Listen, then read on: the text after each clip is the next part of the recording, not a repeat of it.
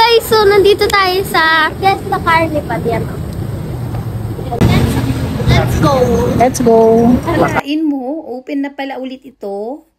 No, dati. Bata pa si Kuya Toby. Nung bata pa si Toby. So yun ang may Korean na. May Koreans na siya. Yung. I don't like it because walang seaweed. Seaweed kasi talaga ang paborito ni Allison. Ang daming mga rides at ang dami ring mga games. Para ka talagang nasa theme park. Yun nga lang dito, hindi gaanong matao. At ang maganda, air-conditioned. Pagka nakakuha ka ng ganyan, may price. Ayan, merong 5 bucks equals 300.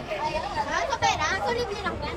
Hindi, kapag nakakuha ka daw ng 5 bucks, add mo daw yung number sa boto. Pag may price, yan yung mga price. Walang pila, kaya next ka na agad. Ayan guys, nagkakaroon na naman.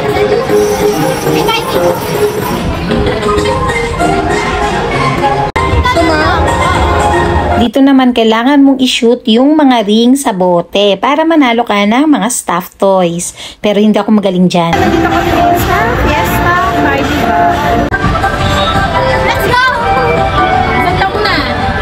75. At dahil walang pila, naku, nakasakay kaagad si Allison. Ito yung kagandahan dito hindi masasayang yung oras mo sa pagpila pa lang. Naalala ko kasi dati nung pumunta kami sa isang theme park, grabe, isang ride lang yung nasakyan ko sa sobrang haba ng pila at napakainit pa. Dito air-conditioned. 60 pesos nga pala yung tickets dyan.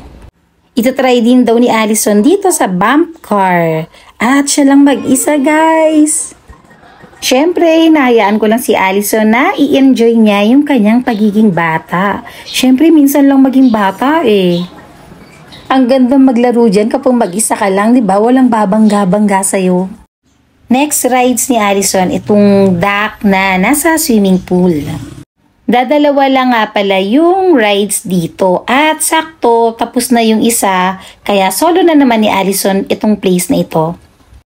Siguro dahil weekdays, hindi gaanong matao. Pero for sure, kapag weekends, siguradong tatauhin dito. Naalala ko kasi before, nung bata pa si Topi, dinadala ko siya dito.